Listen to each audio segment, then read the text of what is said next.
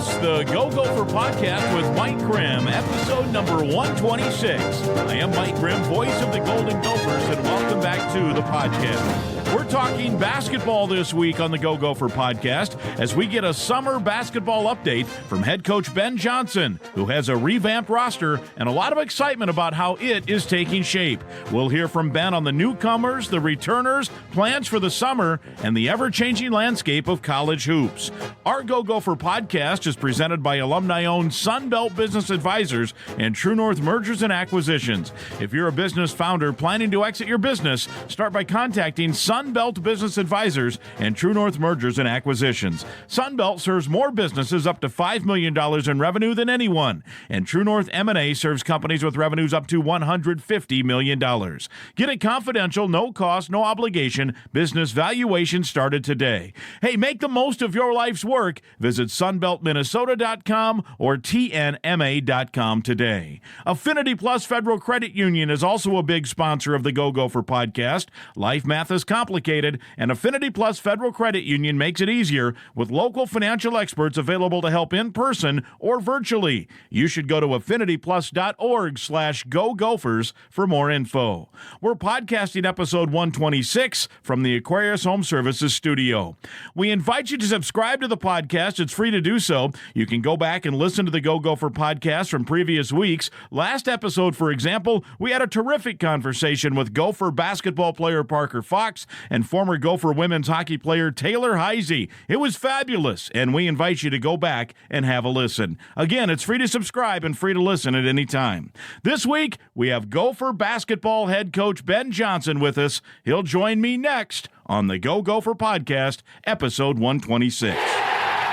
I'm Clay Geary, walk-on turned scholarship wide receiver for Gopher football. And I'm Ben Utek, U of M alumni, Super Bowl champion, and Tony Dungy Uncommon Award winner. We understand championship culture, which is why we're part of the True North family of companies.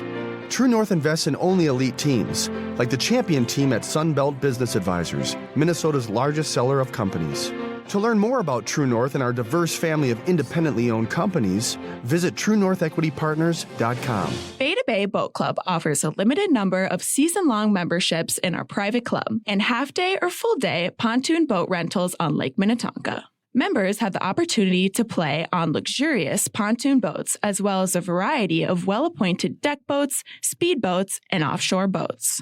Our daily pontoon boats are deluxe, custom-built boats with many amenities and comfortable seating for up to 14 people. Beta Bay Boat Club, Country Club Boating, 24 years in business and voted Minnesota's best 3 years in a row. Please visit us at betabayboatclub.com for more information. We look forward to welcoming you this summer. It's episode 126, and making a return visit to the Go Gopher Podcast, the Golden Gopher head coach Ben Johnson. And Coach, I suppose most people probably feel like, it's the off season. It's finally a chance for you to catch your breath and not have much going on, but that's not true. You got a lot going on. Practice now, week 2 of the summer session. Guys are in school. Some of them are in school. I know I talked to Parker the other day. He's not taking any summer classes. He's taking a lot of classes. But and then you've got recruiting, big month of different things too. So still a busy time for college basketball coaches. Yeah, it's that time of year where everything's still happening really but games. And so, we were in the process of, working with the new group and seeing, what guys' abilities are and coming together as a team from that standpoint. And now you're able to go on the road and watch high school kids, whether it's, at local events, at team camps that we have, or on the road at their AAU stuff, and trying to find, future players. Yeah. Did you, though, at some point between the end of the season and now, were you able to at least catch your breath, get away, do a vacation, just hang out at home or something? Yeah, there's a time. So now the NCAA has kind of blocked off certain days or weeks where it's considered dead, where you can't do any recruiting. You can't have kids on campus. There's no contact. There's no games to go see. And it also is a time when we're done with school. So our guys have finished their spring and now they're kind of off campus. So you kind of use that time period to get away a little bit and kind of recharge before the summer. And then you do the summer and then you get one more period like that in August. Yeah, very good. All right, so you've got guys here on campus. You've restructured the roster a little bit through different things with transfer portal and transfers and a couple of freshmen coming in and all of that. So week 2 here, how have the guys looked and how important is this time? Even though, the season, we're talking, months away in November, my hunch is that this time is still pretty vital. No, it is, especially when you've got a new group, because you're trying to figure out a game plan for not only the summer but also for the fall in terms of, all right, what does it look like this year for our team and how we're going to have to play. I think it's the days of being able to go into summer knowing like, all right, defensively, here's what we're going to do, and offensively, here's what we're going to do, are a lot tougher because if you're having 6, 7, 8 new guys, what you think might work in reality might not, right? Or you might have to tweak a couple of things here or there if that puts you in a better position to win and be successful. So a lot of it is, kind of feeling out the first couple of weeks and figuring out, guys' individual games and what that looks like also as a team. And then the back end of the summer, you're figuring out, all right, based off that information, here's the direction we're going to build towards for fall.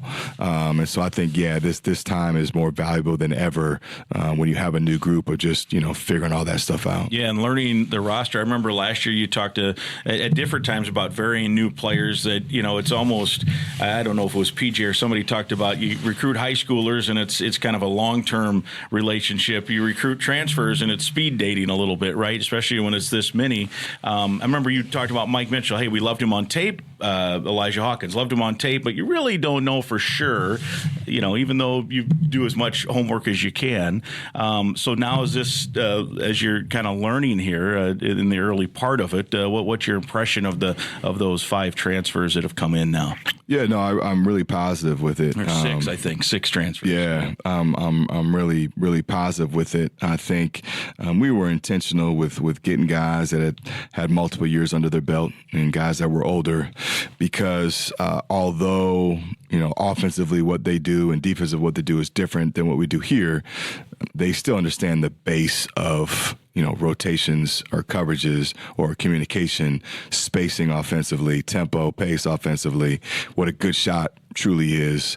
And so the older you get, I think that just helps speed up the process maybe and puts you ahead of where you were if you were younger when you're just reteaching literally everything. And so I've been really impressed with just guys' feel and IQ, ability to translate from one day to the next, ability to kind of process what we're doing, and just experience matters. And so be able to kind of combine that with our 2 freshmen, I think has been really good. And I think it forces the learning curve for those guys to speed up because you got to pay attention. You don't want to be that weak link, which is a good thing.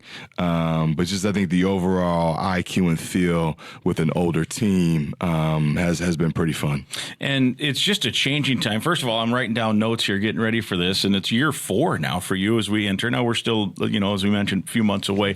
I suppose there are times where it feels like that's the fastest 3.5 years of your life, and others where it's like, man, this thing is, creeping along. Let's get to the start of the season or what have you. Does it when I say year 4 is coming up, does that hit you as a surprise, or does it feel like it's been that?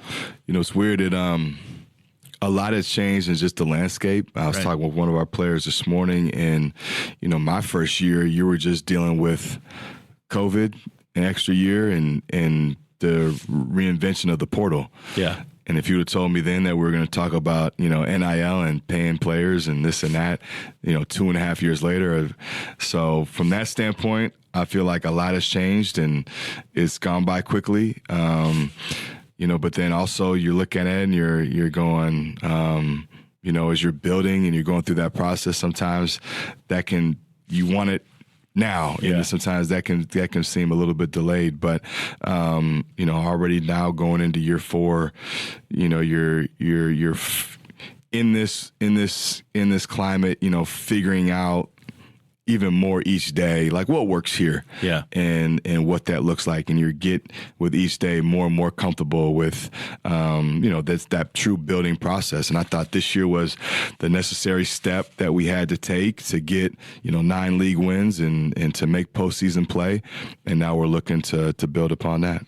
And even in that short time, in terms of, you mentioned the differing parts of NIL, transfer portal, all that stuff, constructing a team with the goal of building a program that is now what you maybe thought 3.5 years ago as a plan is maybe not even workable now, right? In terms of how, let's get 6 high schoolers in this year and keep them all for 4 years and then rotate through. I mean, that's impossible almost anywhere now, right? Yeah, it's tough. I think just with the landscape, you're really year to year. You don't know. You hope you can get and keep roster retention, but you don't know, and so you got to be willing to adapt and to plan accordingly to that. But no, it's year to year. If you could take a high school kid who's technically got 4 years, but they really have one, because they can transfer. You take a transfer with multiple years, you're excited. You're like, oh, man, we can build with this guy. He's got 2 or 3 years, but he's really got one. And so you just got to focus on the now. And I think be able to, put the best team together that you possibly can for whatever upcoming year that is and try to maximize that group, hope for the best and prepare to adapt. Does it make it hard to fall too much in love with high school players now? I mean, you're out at these AAU tournaments, basketball games, and, this kid's great. Maybe you see 4 kids in a weekend that you'd love to be Gophers, but is it because of the landscape? How much does that weigh on you in terms of how heavy you want to go with high schoolers and how much time and resource you want to pour into it? Yeah, the hard part is everybody wants to play. And, because of, like we mentioned, the landscape and the ability to, transfer yearly, the timetable and sometimes maybe the patience for everybody isn't, what it used to be, which I understand. So from a coaching standpoint, you got to be aware of that, and that's got to factor in a little bit. I think the days of having whatever it was 5, 6 freshmen is probably tough because there's just no way you can keep all those young bodies happy and at the same time be competitive. I think it's held true that experience and older teams win, and with the ability again to every year, pick or find guys that have that experience, it's too hard for coaches to pass up. And I also think sometimes your league determines a little bit. If your league is staying up with the portal and continues to stay old, well, that kind of forces your hand a little bit, because at the end of the day, you got to win and be competitive. Right. And, you got to kind of take that into account when you talk about recruiting. So, right. And it almost too can become a couple of things I want to ask you about here, and comment how you want. Todd Kowalczyk at Toledo, did you see his comments where he said he's now changed his philosophy, or at least some of his philosophy? He's going to recruit kids and saying, listen, we know the deal. You come play for us, and in 2 years, I got you on a Big Ten campus. We're going to develop, and so. So on one hand, that's maybe good for you because, okay, go develop that guy, and then as a Big Ten school, we'll take him. Ty McDevitt, the new baseball coach here, I had him on this podcast a couple of weeks ago.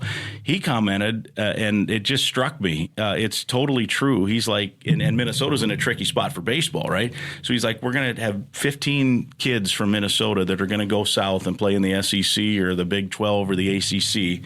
And he's like, I'm going to stay on good terms with all of them because of the 15. And he didn't quote, I'm paraphrasing now a little. We're going to stay open.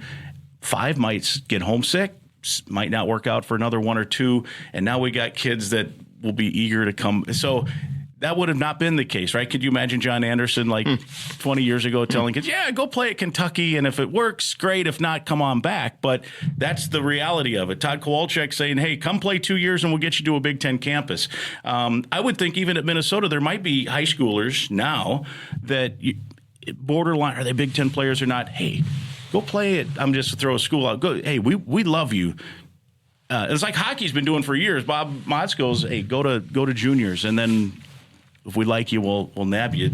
How does that all work? You might say, hey, go play at Toledo or go play at Northern Iowa or go play somewhere, but stay in touch because if you blow up, we'd love to have you back. I think, at the end of the day, what both those coaches are saying is you've got to be creative and do what you got to do to keep a competitive roster. Right. So how that looks is so different than in the past. And the way you go about constructing your roster is way different than in the past. And your mentality as a coach, it does. You have to be able to pivot in a lot of aspects. So I totally get what Todd is saying. I think it makes a ton of sense because there's pressure there to win. And how do you win? You win with really good players. Well, in today's landscape, how do you keep really good players? If you're him, you probably promised them that, hey, I'm going to develop you to win here, but also for the next level.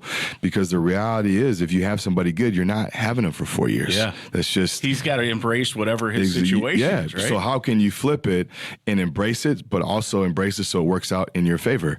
And so I think what he's doing is smart. It's the same thing with us. Like, I knew Cam Christie was going to be a pro, didn't know when. Yeah. But I'm going to take Cam for as many years as we can get him, and then if we can develop him and he turns in, well, then, go ahead, go to the NBA. So it's the same mentality as Todd, just for us, instead of going somewhere else, it's hopefully they're good enough to go to the NBA and you lose them. You don't want to lose them, but that's part of it. You're not going to turn down good players because they might be a one and done. You're going to take them for as long as you can get them. And this restructuring or rebuilding a roster that's common now. Duke lost how many? Almost their whole roster, and it wasn't because they're all going to the league. Some are, but everyone's just kind of, it's free agency for everybody. As you said, you don't get a freshman for every year. You get them one, you get a transfer for one. It used to, even last year at this time, we probably did this show, and you're like, hey, we love having Mike and Elijah because we got them for multiple years. Well, luckily Mike stuck around. Elijah decided not to, but that's been the changing landscape. Yeah, no, exactly. I just think that's the biggest point. I talk to my staff a lot about it is, let's not talk about multiple years or a freshman with 4 years, because in reality it's one, and let's figure out for that 1 year, if we're all on a 1 year contract, just like the players, let's put the best team together and worry about this year, and then we'll figure it out as we go. Is it even worth it to put up the scholarship grids? I know coaches have done that before to say, we have 3 coming up in 26. And at this point, it's almost, you might have a manager. All it does is probably confuse you more than anything. Right? Yeah, because literally, it's and every coach across the country knows that come the spring, you're going to have multiple spots to fill. And I think Duke is a great example. I don't know their history completely, but I got to imagine they didn't lose many kids in the past to transfer. Right. And, to see him get hit like the rest of us is kind of an eye-opener for everybody, that it's not just specific places or levels or schools. It's what's going on. When kids across the country have these options, they're all going to look at it, and we're all affected.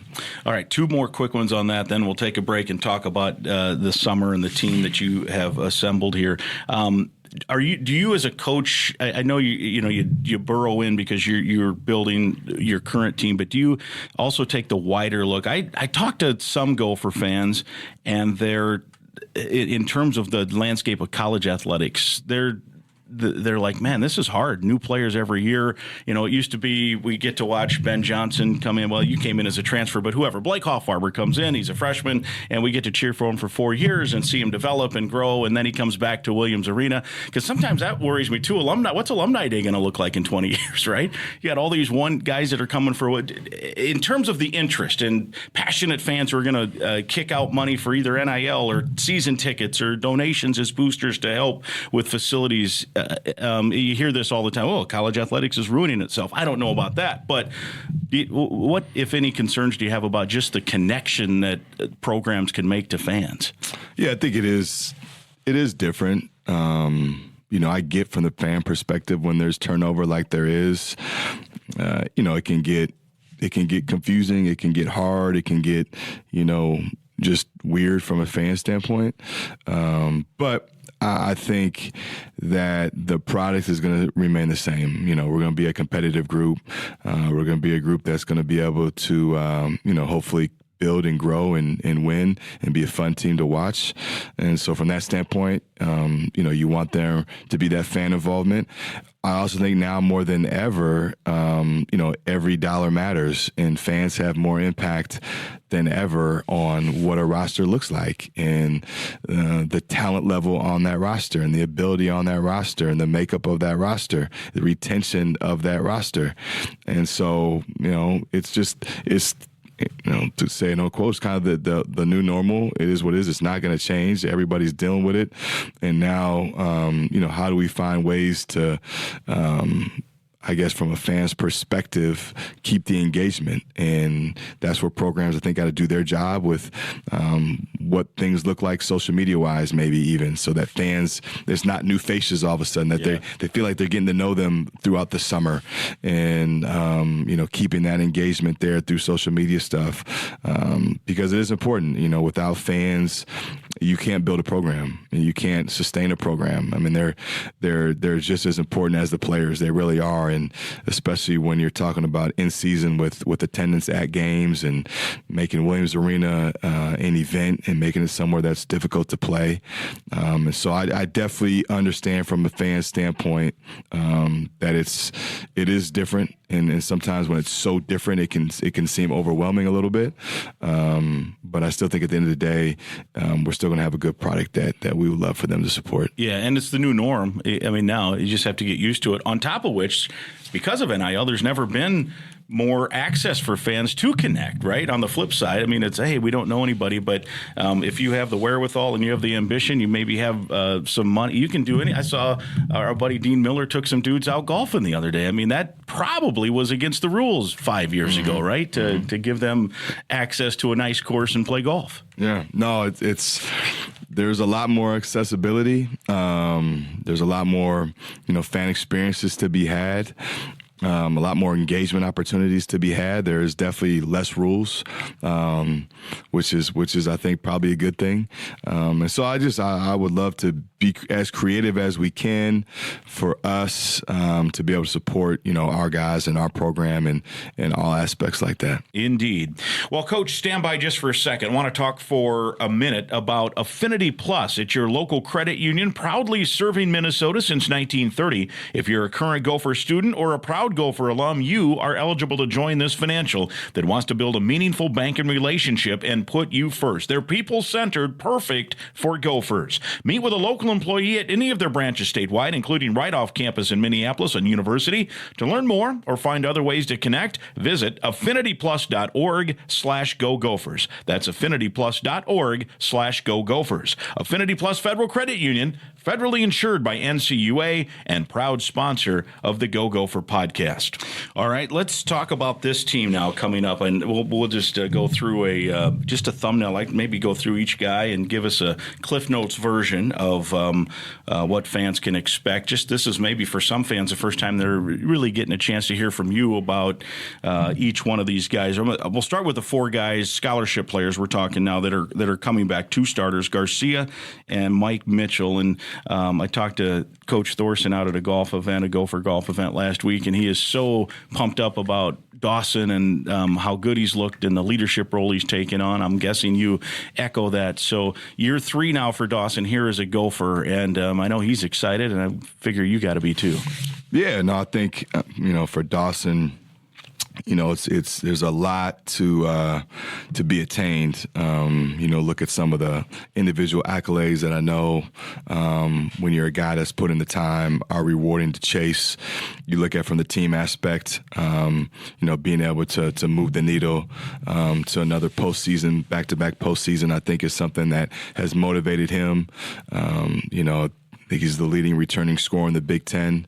So you've got that good target on your back. So I know he's extremely motivated. He's working that way, and I think, again, it's just another summer of him being consistent. And the same thing for Mike. Mike being in year 2 of a program, you can tell already just he's comfortable.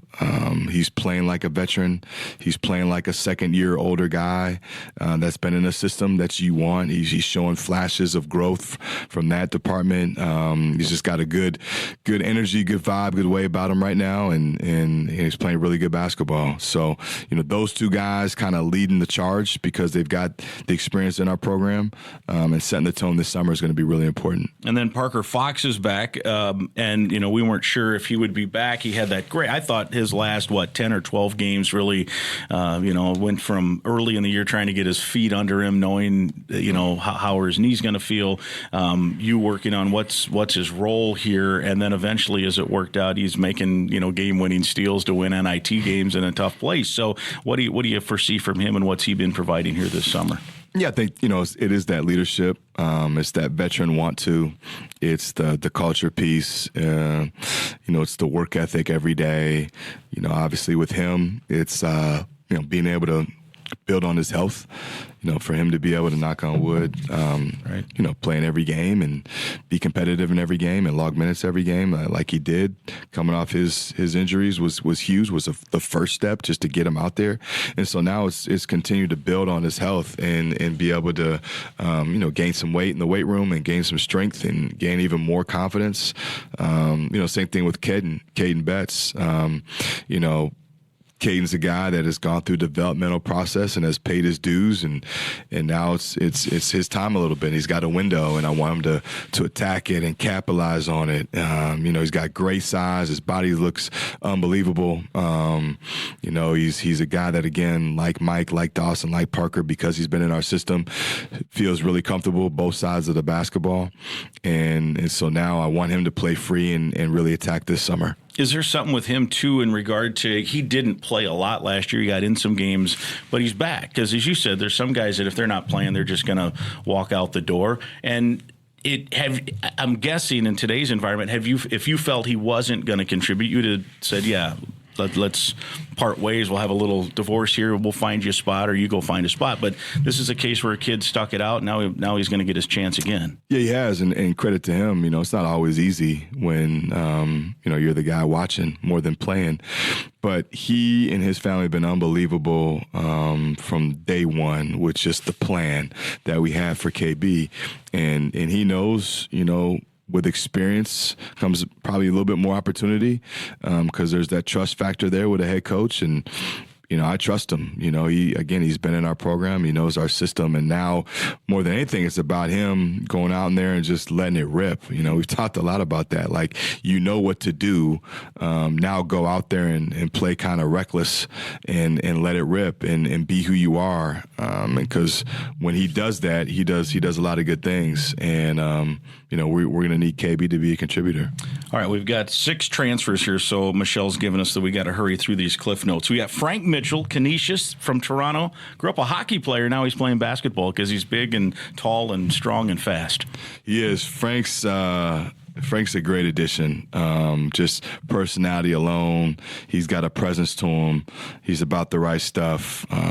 He's a guy that is hungry to play at this level, compete at this level, loves Minnesota, loves being here, loves being part of this team. He's an infectious personality. And then along with that is just he's got an elite ability to rebound the basketball and Fourth find in the ball. country, right?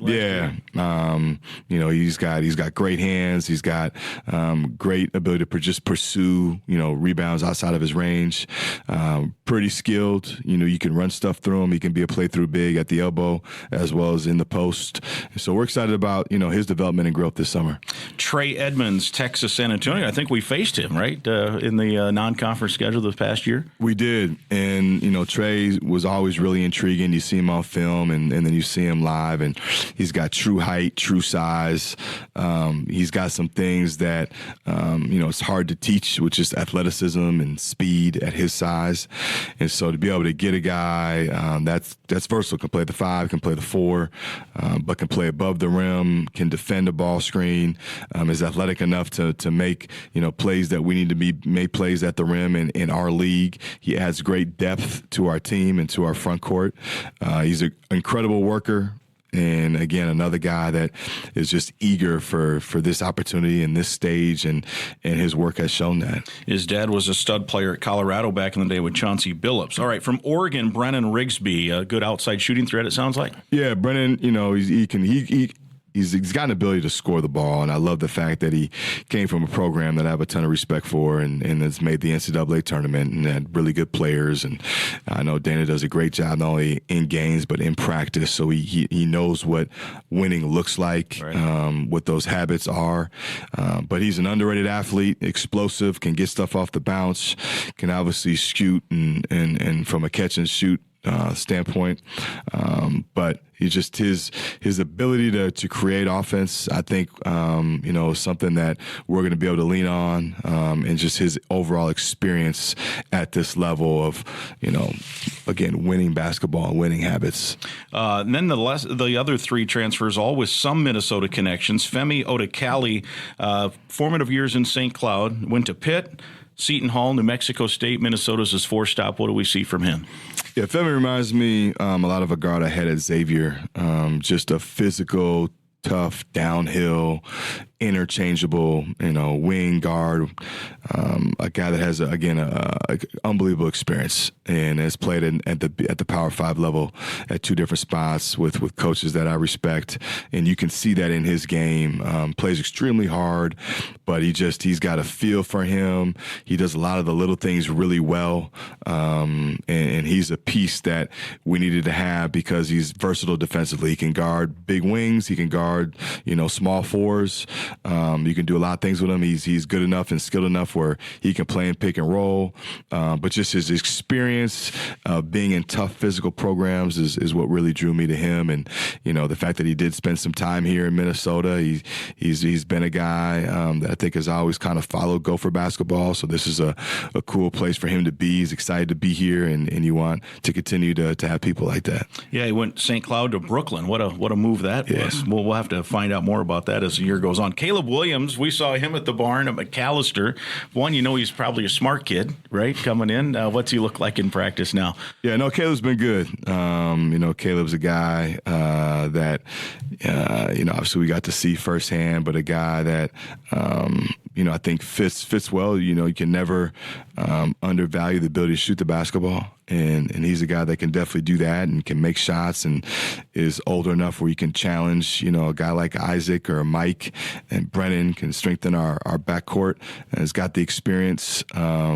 It's a jump going from Division III to the Big Ten, but his work ethic and confidence, I think, will help him along that path. And then the final transfer, Lakai Patterson, started his career at Missouri State last year at Charlotte, a really good year. He'll be your point guard. Yeah, Lukai's, a player that I've obviously known about for a long time, been able to really watch his development from high school to Missouri State to Charlotte, where he had his best year last year. Really good feel. Understanding of how to play, tough, physical, coach's kid. So you get all that with him. And I think he really did a great job being a huge part of Charlotte's success last year. So has been in a program that has won. And so he, again, the more players that come from winning environments, the better. Coming back home, this is important to him and wants to leave his mark. Yeah, those were the three guys with those Minnesota connections. All right, quickly, two freshmen, Isaac Osama, Cherry, Minnesota, Grayson Grove, Alexandria. Kind of fun to get back and get some kids, I guess outstate is what we'd call them, outstate kids, and loving to be Gophers. Yeah, no, it's always good to get the new blood and the young blood in your program. They just got a great energy about them. I'm really high on both of them. Both came in pretty good shape. Bodies look great, especially for 18 years old. And so we'll continue to work on that. I think that's the biggest thing is, at this level, understanding how hard you have to play, and then B, being physically ready to compete at this level. And both those guys have put themselves in position because of how they look physically. So now can we add that this summer? And then can we get them caught up with just, day in and day out, those habits of playing Big Ten college basketball. But both extremely talented, both have a really good feel and IQ and understanding. Both, again, winners, want to win, work to win.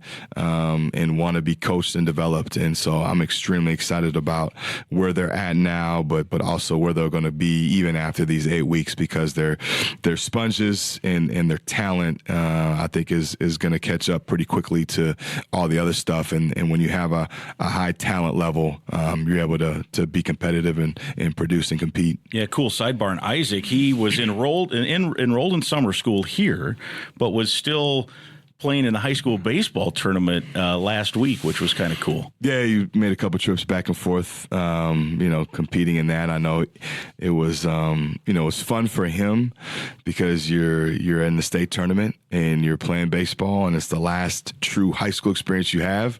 But I know it was also hard because it's like he wanted to be here, and it's like you're about to start your Big Ten basketball journey. So he was doing it up for a couple weeks there. Unfortunately didn't come out the way that he wanted to, but just a cool story. I think it's cool that to get the multiple sport athlete, and you get the kid that's still playing, stuff outside of basketball. So no doubt, I'm a strong believer in the multi-sport athlete, no doubt. Well, hey, it won't be too long. You and I'll be spending with Guardsy all these Tuesdays over at Buffalo Wild Wings, but glad to get an update here in the summer, Coach. I know you're busy. We'll get you shuffled off to your next assignment here. No, but always good to be on, and we'll be doing Buffalo Wild Wings before we know it.